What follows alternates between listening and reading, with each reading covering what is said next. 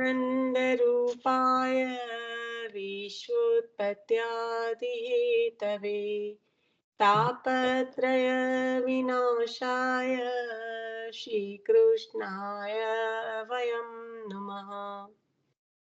શ્રીમદ ભાગવત રસાસ્વાદ શ્રી વલ્લભને હૃદયમાં પધરાવીને શ્રીમદ ભાગવતજીનું રસપાન કરીશું. શ્રીમદ ભાગવત પ્રથમ સ્કંદ બીજો અધ્યાય.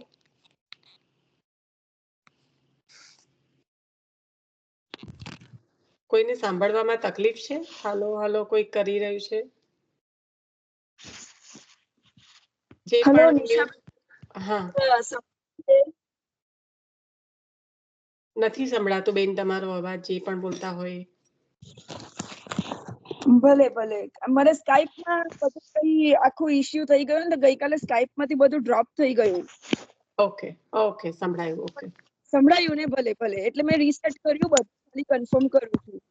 હા હા, ના સંભળાયું. હા ભલે. જય શ્રી કૃષ્ણ. આપ રેકોર્ડિંગ બંધ કરીને પાછું ચાલુ કરજો ને બેન. ના, મારો શ્લોક થઈ ગયો એટલે હવે બંધ નહીં થાય.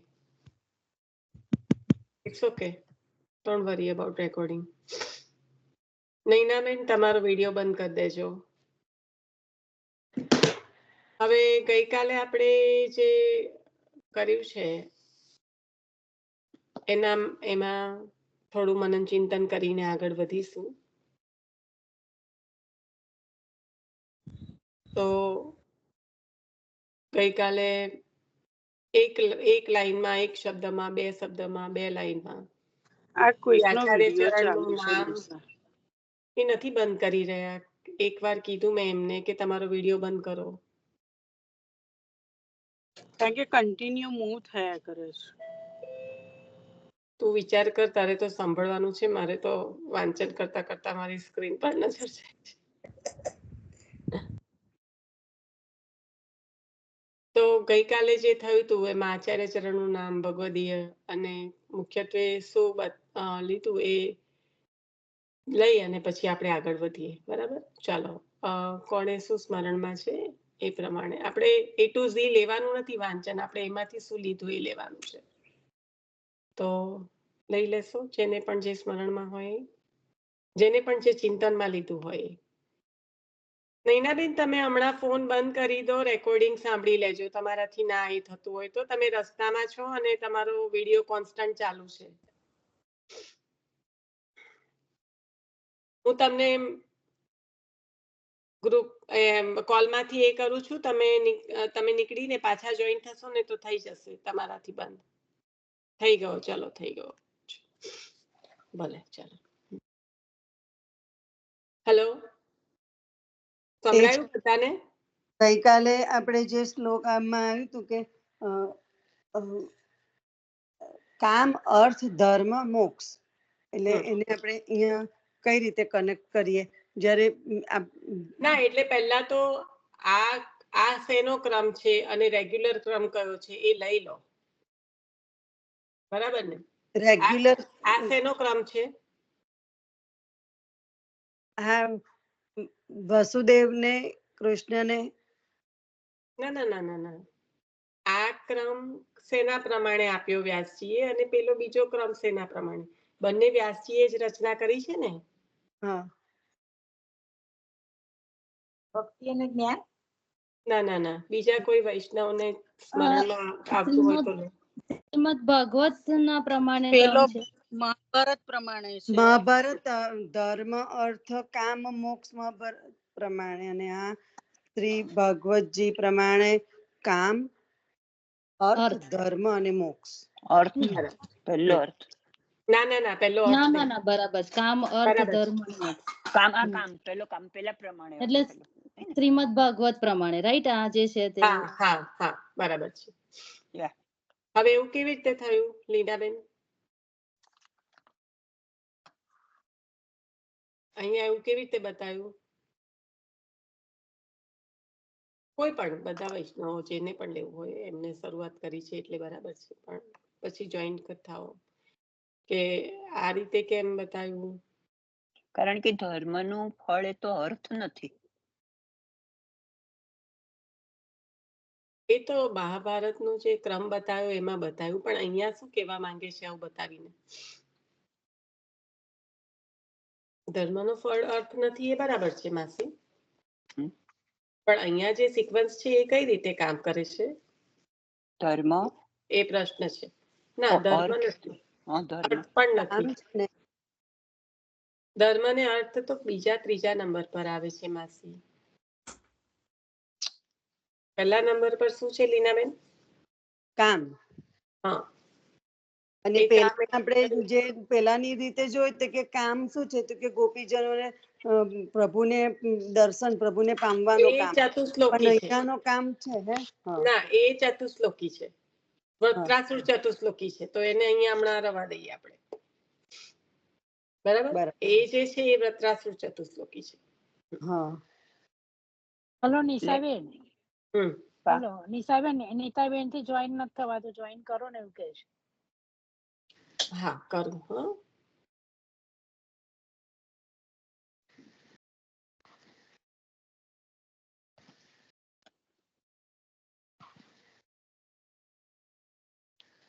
તો કાલે જે મુખ્યત્વે લીધું હતું કે આપણે મહાભારતના પ્રમાણે ધર્મ અર્થ કામ મોક્ષ જે વ્યાસજીએ આપ્યા એના કરતા અહીંયા આગળ ભાગવતજીમાં કંઈક જુદું છે કે કામ અર્થ ધર્મ અને મોક્ષ. બરાબર, તો એ કામ જે છે એ અહીંયા કઈ રીતનો કામ કીધો છે કે જે કામ એટલે વિષય વાસના ને ઈચ્છા. બરાબર, પણ અહીંયા ઇન્દ્રિયને પોષવી તેવું નહીં. પુરુષાર્થ, પુરુષાર્થ.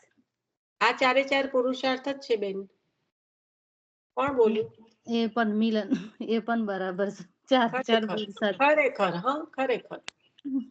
એ ક્યાંથી આવ્યું?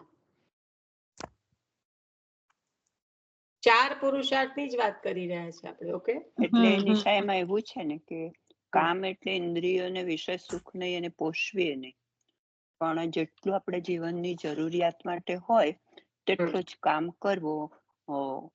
એમ કે એટલે તેટલી જ ઈચ્છા રાખવી, એ જ કામ એટલી જ ઈચ્છા રાખવી. પછી બધું એમ કે જો કામનો ઉપયોગ એ જીવનનું એમ કે કામનો ઉપયોગી એટલો જ ઉપયોગી છે કે જેટલી જરૂરિયાત હોય. જીવન ટકાવી રાખવા પૂરતું. રાઈટ, હા એ બરાબર.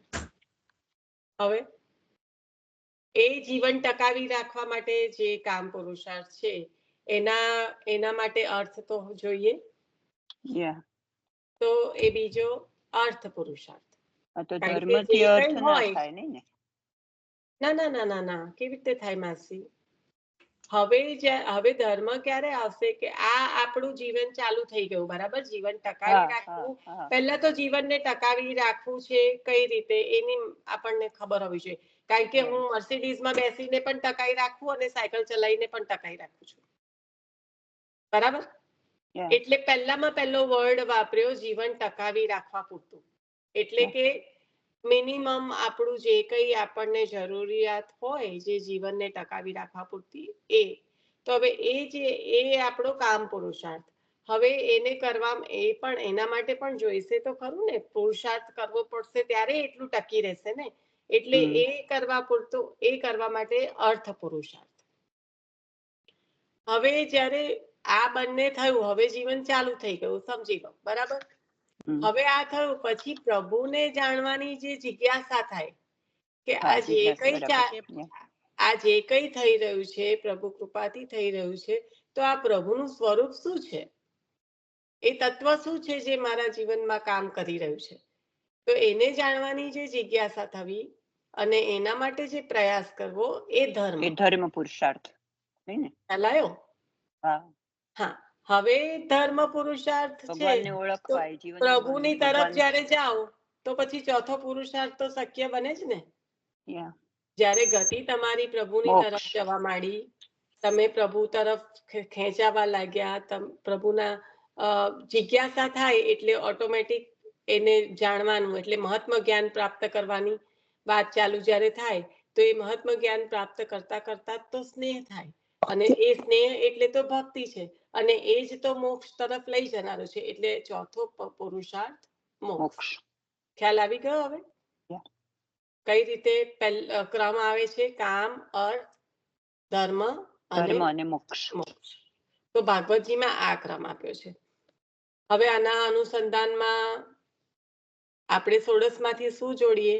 ષોડશ છે, વૈષ્ણવ છે, તો શું લીધું આપણે? આપણને કયા ષોડશમાં બતાવે છે ધર્મ અર્થ કામ મોક્ષ 4 પુરુષાર્થ?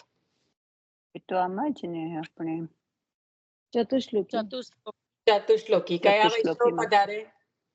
મમ્મી બોલી રાણા વ્યાસજી, બરાબર.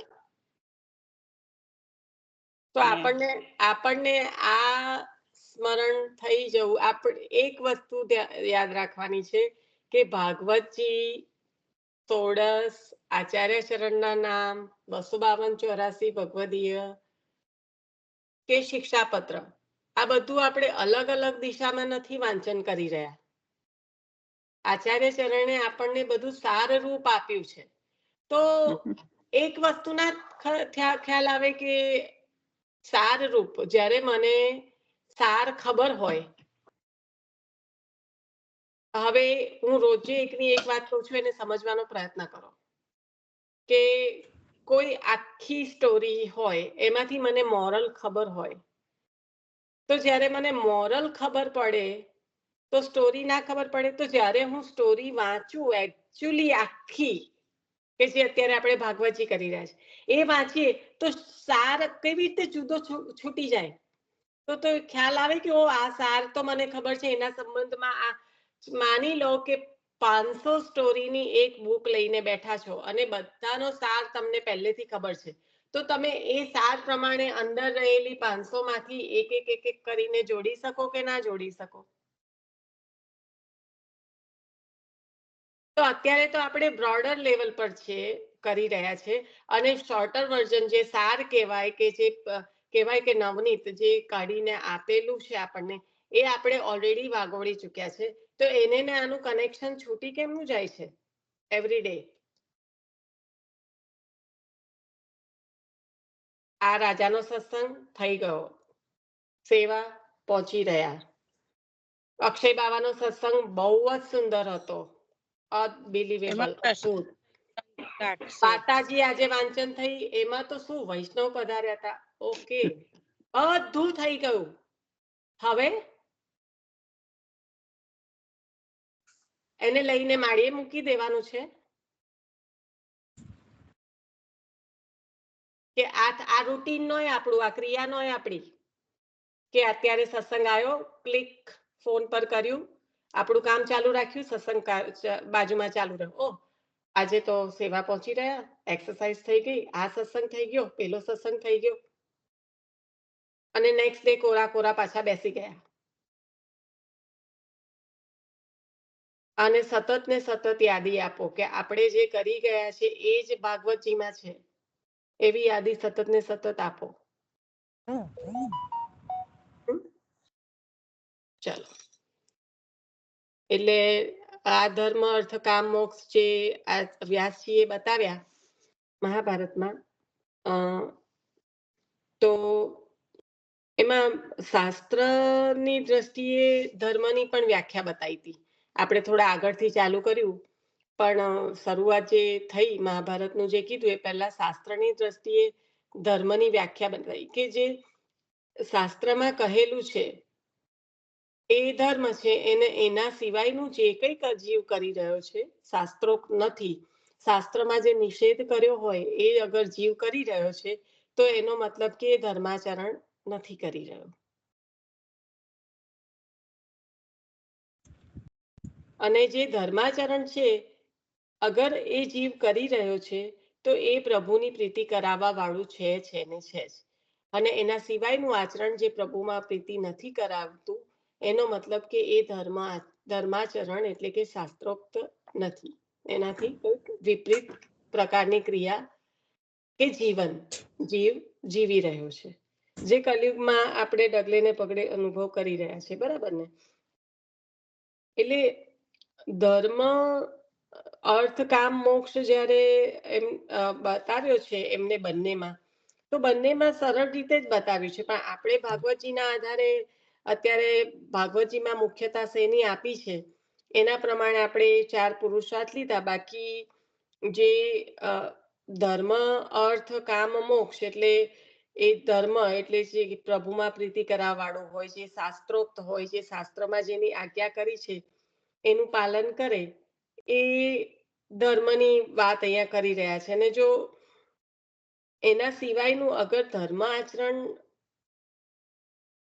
પ્રભુમાં પ્રીતિ કરાવવા વાળું નથી, તો પછી એ ફક્ત ને ફક્ત શ્રમ જ છે. કદાચ જીવને લાગે કે હું જે કંઈ કરી રહ્યો છે એ પ્રાપ્ત કરવા માટે, પણ જો એ પ્રીતિ નથી કરાવવા વાળું, તો પછી એ ફક્ત ને ફક્ત શ્રમ જ છે. અને આનું બેસ્ટમાં બેસ્ટ ઉદાહરણ ત્યારે મળે કે જ્યારે આ અક્ષય બાબાએ જલભેદ લીધો હમણાં અને કહ્યું કે કેટલી કથાઓ શ્રવણ કર, ભાગવતજી ઘણા વક્તાઓ પણ છે અને ઘણા એનથી 10 નહીં 50 ગણા શ્રોતા પણ છે. પણ જે ફલની પ્રાપ્તિ થવી જોઈએ છે, ભાગવતજીના શરૂઆતમાં જ ધંધુકારીને ફલની પ્રાપ્તિ થઈ એવું આવી જાય છે ને પગલે ને પગલે ભાગવતજીના હરેક વાક્યમાં એવું છે કે પ્રભુની પ્રાપ્તિ કરાવવા વાળું છે, પ્રભુમાં પ્રીતિ કરાવવા વાળું છે, વૈરાગ્ય ને વિષયને છોડીને વૈરાગ્ય પ્રાપ્ત કરાવવાનું છે, જ્ઞાનની પ્રાપ્તિ કરાવવા વાળું છે. આવું આ બધું જે આપણે મહાત્મ્યમાં સાંભળી લીધું એવું એનો એક અંશ પણ માત્ર સ્પર્શ પણ નથી થતો, ના તો વક્તાને ના તો શ્રોતાને. અને એનું મુખ્ય કારણ એ જ છે કે જે વક્તા છે અગર એ દ્રવ્યના સંબંધે જો કથા કરી રહ્યો છે તો એ વક્તા માટે પણ હાનિકારક એટલે કે વિપરીત પરિણામ આપવા વાળું છે, અને શ્રોતાને પણ એને રંજક પણ ફલની પ્રાપ્તિ સ્પર્શ પણ નથી કરાવવા વાળું. રંજક ફલની પ્રાપ્તિ તો દૂરની વાત છે, જે ફલનો જે ભાગવતજીનો સ્પર્શ બી થવો જોઈએ પ્રભુના ગુણગાનનો, એ પણ જીવને થતો નથી. એટલે કહેવાનું તાત્પર્ય એ છે કે પછી એવું થાય કે ઓ આટલી બધી કથા સાંભળી, ઓ આમ કર્યું તેમ કર્યું, તો એ ફક્ત ને ફક્ત શ્રમ જ છે. અહીંયા જે આપણને કહ્યું કે ધર્માચરણ ભગવાનની કથામાં પ્રીતિ ન કરાવે તો એ માત્ર શ્રમ જ છે. હવે આમ તો ધર્માચરણ જ લાગે ને. હું ભાગવતજીની કથા કોઈ જગ્યાએ સાંભળવા ગઈ તો એ શું શાસ્ત્રોક્ત નથી કે ભાગવતજીની કથાનું શ્રવણ કરવું? શાસ્ત્રની જ આજ્ઞા છે ને, શાસ્ત્રોક્ત જ છે અને ધર્માચરણ જ છે. હું કઈ કશું વિપરીત અધર્મ આમાં કરી રહી છું જો હું કથા સાંભળવા જઉં તો? નહીં, રાઈટ? તો પણ શું કીધું?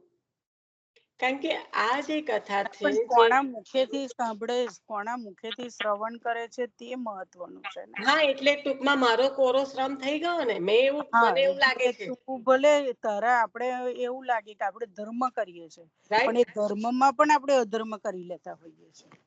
એટલે છે ધર્મ આચરણ, પણ મને એ ફળની એ પ્રીતિ એ પ્રભુમાં પ્રીતિ કરાવી આપવાનું જ નથી. કારણ કે જે વક્તા છે, જેના મુખેથી શ્રવણ થઈ રહ્યું છે, એને જ પ્રભુમાં પ્રીતિ નથી, એ જ દ્રવ્યના અર્થે કરી રહ્યું છે, એ જ એના કોઈક બીજા કોઈ વૈષ્ણવ વાંચન કરતું હોય ને તો એમાં પણ એવું કે છે કે જે વૈષ્ણવ સેવા પ્રભુની ના કરતું હોય, આપણે અષ્ટ સમાની સેવા કે એનું નથી મહત્વ, ખાલી પ્રભુની સન્મુખ પણ ના થતું હોય ને તો એ પણ એવા વૈષ્ણવનું વાંચન નહીં સાંભળવું. પણ પછી એવું પ્રભુની શક્ય કેવી રીતે સન્મુખ, બને? કારણ કે પ્રભુની સાથે જેનો સંબંધ ગાઢ છે એ જ તો તમને સીડી બનીને એમાં અત્યારે એવું બહુ બનતું રહે છે કે ખાલી સેવા નથી પહોંચતા હોતા, પણ ખાલી વાંચન કરતા હોય છે, અને એવા મુખેથી તમે સાંભળો પણ એનો જે હૃદયનો ભાવ હોય એ પ્રગટ જ ના થતો હોય, તો એનું સાંભળીને તમે શું કરો? શ્રમ. અહીંયા કીધું ને. હા. કારણ કે એ મુખ્ય આ જે લાઈન છે એને સમજવાના માટે જ મેં જલભેદનું આ શ્રી અક્ષય બાબાએ જે લીધું એ પણ એ ઉદાહરણ બધાને અત્યારે બરાબર ખ્યાલમાં છે, લાસ્ટ વીકનું જ છે. એટલે કે અહીંયા જયારે એવું કીધું કે જે ધર્માચરણ ભગવાનની કથામાં પ્રીતિ કરાવવા વાળું નથી, એ કોરો શ્રમ જ છે. એ પછી આપણે કરીએ ના કરીએ તો વધુ સારું, કારણ કે એટલો શ્રમ ના પડે.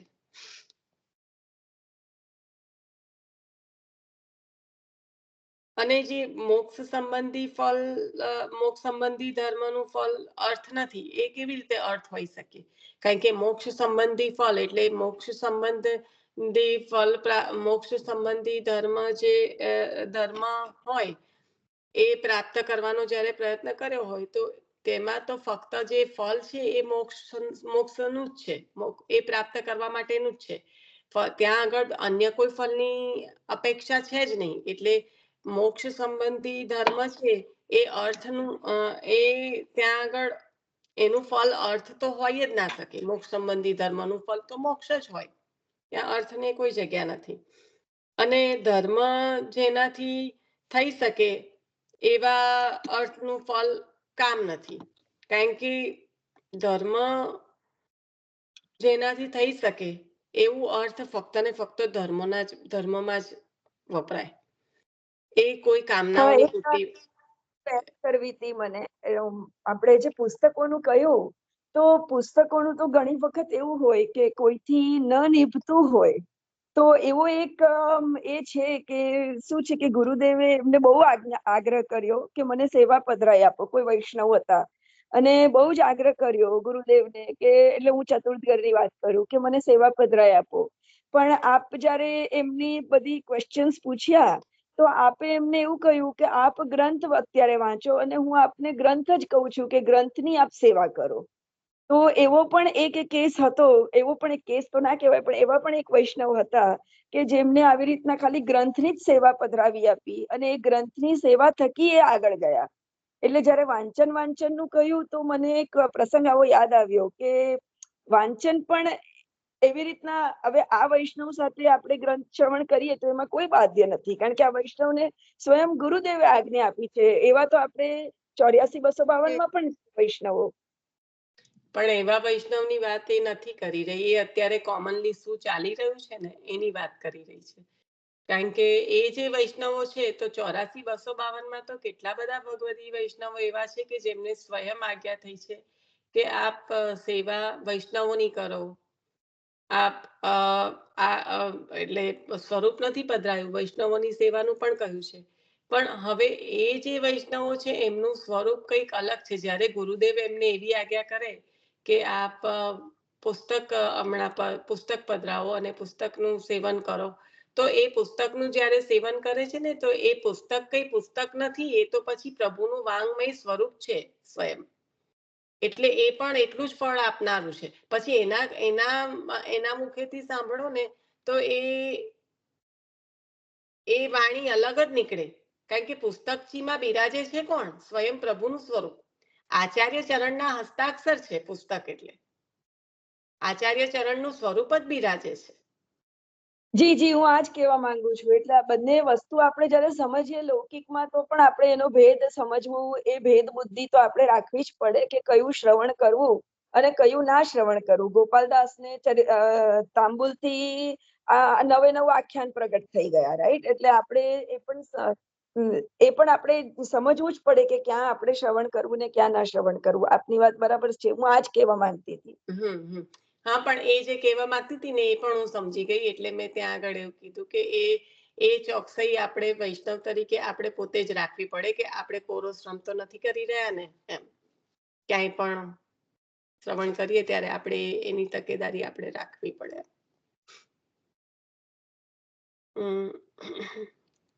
એટલે અહીંયા આગળ જ્યારે ધર્મ અર્થ કામ મોક્ષ આપ્યા તો પહેલા તો ધર્મનું સ્વરૂપ સમજાયું કે ધર્મ એટલે જે શાસ્ત્રોક્ત છે એ પ્રમાણેનું આચરણ છે એ જ ધર્મ છે. એનાથી વિપરીત છે એ ધર્માચરણ નથી, શાસ્ત્રોક્ત જો નથી તો. અને બીજું એમાં આપણે જે શ્રમની વાત થઈ કે ધર્માચરણ કરીને પણ જો પ્રભુમાં પ્રીતિ ન થતી હોય તો એ શ્રમ જ થાય છે. કારણ કે એમાં એવું કંઈ જ નથી કે જે કરવું જોઈએ. પ્રભુમાં પ્રીતિ કરાવવા વાળું હોય એ જ ધર્માચરણ કહેવાય. અને જો એ ના થાય તો એનો મતલબ કે એ કરવા યોગ્ય નથી. તો આ જે ધર્માચરણની વાત કરી એના પછી ધર્મ અર્થ કામ મોક્ષ, જે આપણે પહેલા પેલું લઈ લીધું, પણ એકચ્યુઅલી સ્ટાર્ટિંગમાં આપણે આ વાંચન કરેલું એટલે જરાક લઈ લઉં. તો એ મહાભારતમાં જે બતાવ્યું એ, કારણ કે એ અર્થ છે. તો અહીંયા આગળ એ કહ્યું કે ધર્મનો એટલે મોક્ષ સંબંધી જે ધર્મનું ફળ છે એ અર્થ નથી, કારણ કે ત્યાં આગળ તો પ્રભુની જ કામના છે. આ જે ધર્મ કર્યો છે મોક્ષ સંબંધી, ત્યાં તો પ્રભુ જ મેળવવાના છે. મોક્ષની પ્રાપ્તિ એટલે ત્યાં આગળ કોઈ અર્થની કામના તો છે નહીં. એટલે કહ્યું કે મોક્ષ સંબંધી જે ધર્મનું ફળ છે એ અર્થ નથી, અને ધર્મ જેનાથી થઈ શકે તેવા અર્થનું ફળ કામ નથી. કારણ કે અગર ધર્મ થઈ શકે છે તો એવો અર્થ કામની પૂર્તિ માટે તો હોય જ ના શકે. એટલે ધર્મ જેનાથી થઈ શકે તેવા અર્થનું ફળ કામ નથી. અને કામનું ફળ ઇન્દ્રિયોની પ્રસન્નતા નથી, કે પછી માત્ર જીવન ને ટકાવી રાખવું એટલું જ કામનું ફળ નથી. પણ મુખ્ય કામનું ફળ હવે અહીંયા આગળ આવશે, કે મુખ્ય કામનું ફળ શું છે, જે લીનાબેન હમણાં બોલ્યા હતા કે ગોપીજનોનો કામ કયો છે, તો કૃષ્ણ દર્શનની લાલસા એ ગોપીજનોનો કામ છે. એવી રીતના અહીંયા આગળ એ વૃત્રાસુર ચતુશ્લોકીની વાત છે, પણ અહીંયા આગળ એને જોઈએ તો કામ એ એટલે શું છે કે ફક્ત પોતાનું જે જીવન છે એ ટકાવી રાખવું કે ઇન્દ્રિયોની પ્રસન્નતા રાખવી એના માટે નથી, પણ કામનું ફળ જીવને તત્વ જિજ્ઞાસા થાય.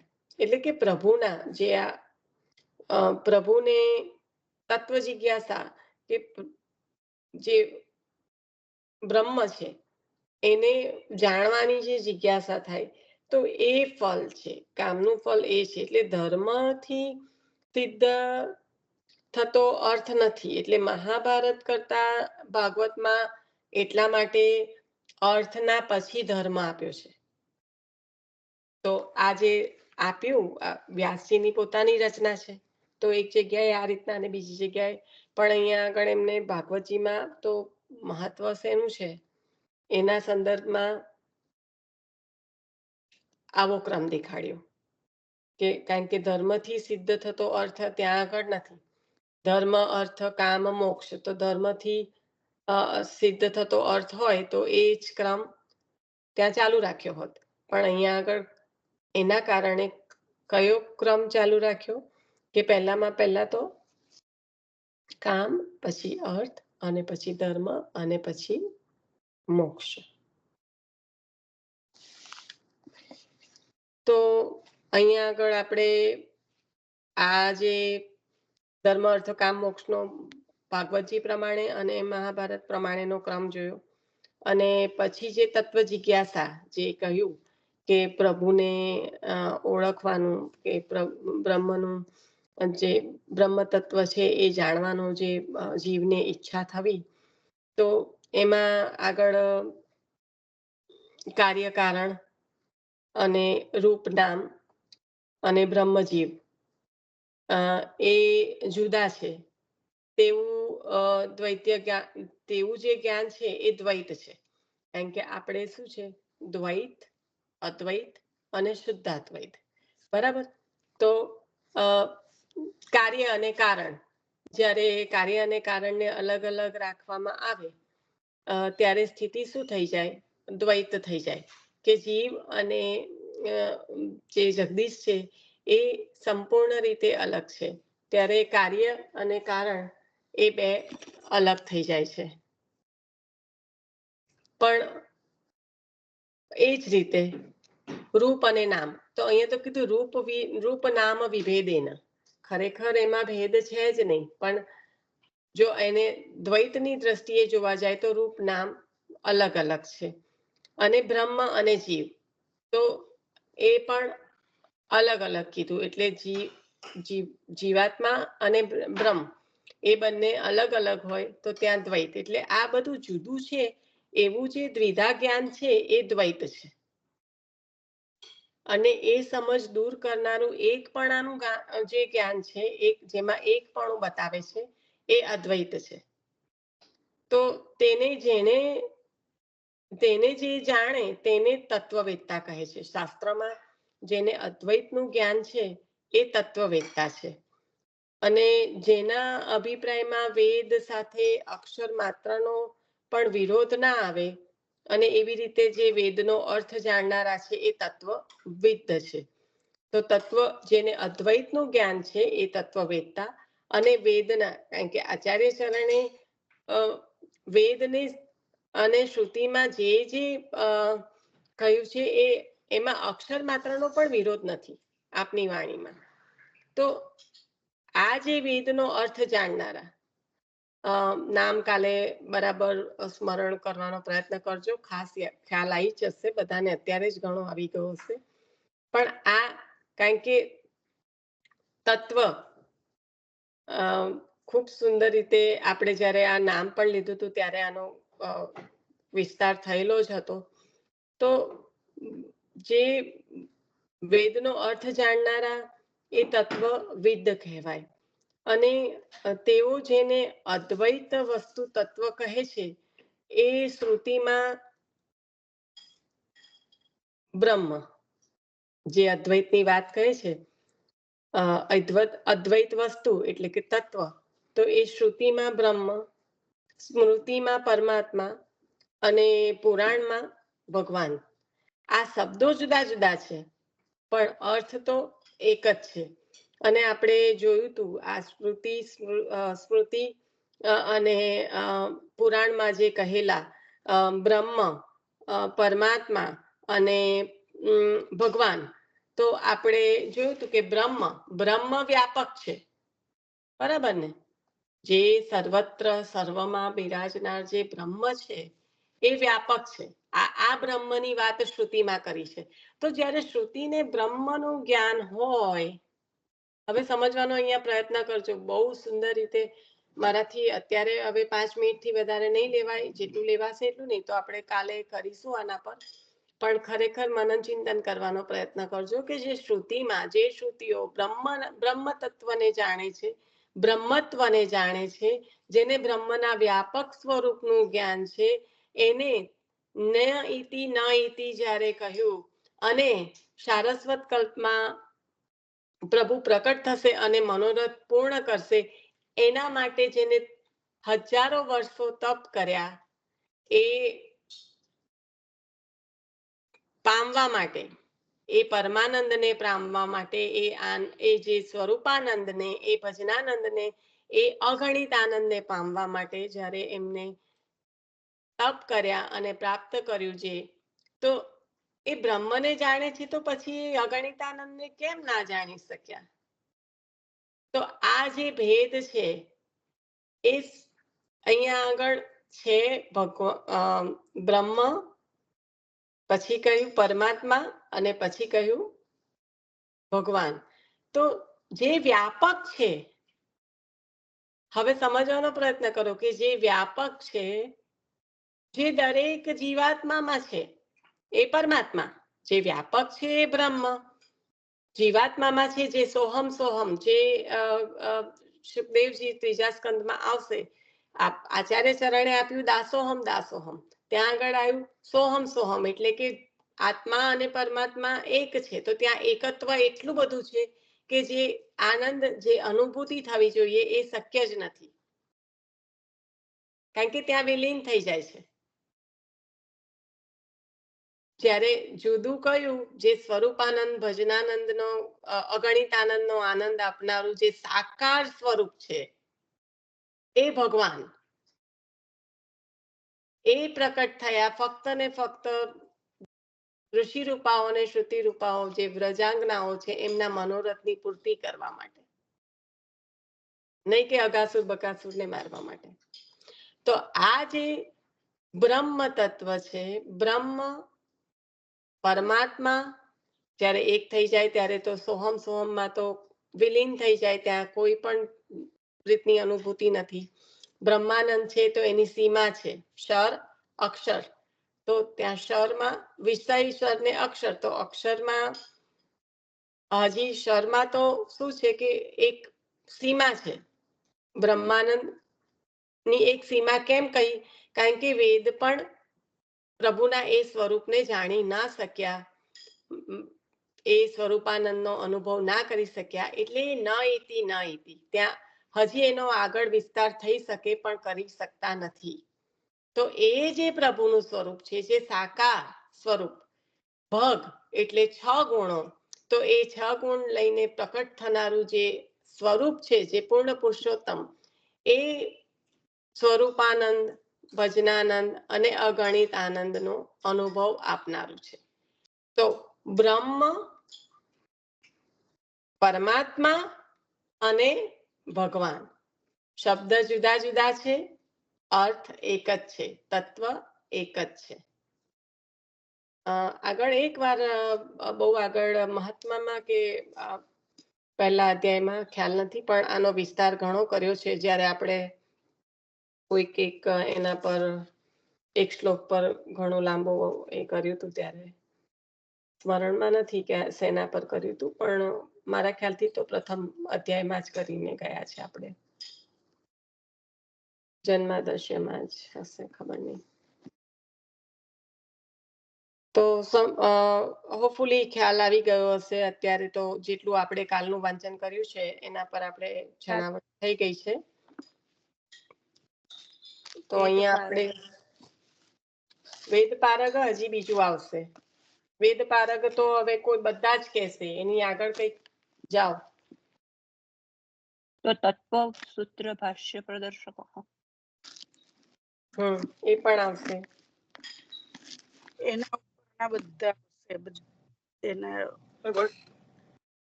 ને પછી આગળ તો આપણે આશરો લઈ વિવાદ લેશો થયેલો. જરા, મારે આજે મેં કીધું ને એ ઓકે, પ્રમાણે. હા હા હા હા. હા નિશા, એક મિનિટ. પછી ઇન્દ્રિયો વાળું આવતું ને, એમાં મને પેલા ભાઈ એક વૈષ્ણવ ખભે પાણીના જલની લઈ, તે આપણે કાલે વાત કરીશું. ચાલો. હા હા, એને જવું છે ને પછી.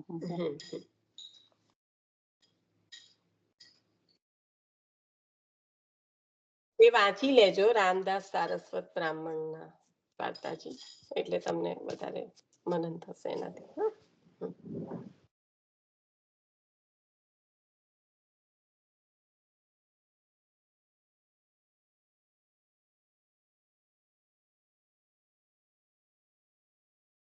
ના, ગોવિંદાસ ભલ્લા, હા સોરી, ગોવિંદાસ ભલ્લા. અભિમાન ક્ષત્રિય અહંકારીની વાત કરી તમે. કોને લેવાનું છે આશ્રય પદ? કોઈ તરત ના લે ને તો કોઈ પણ લેવા માંડો પ્લીઝ. ચાલો હું લઈ લઉં. હું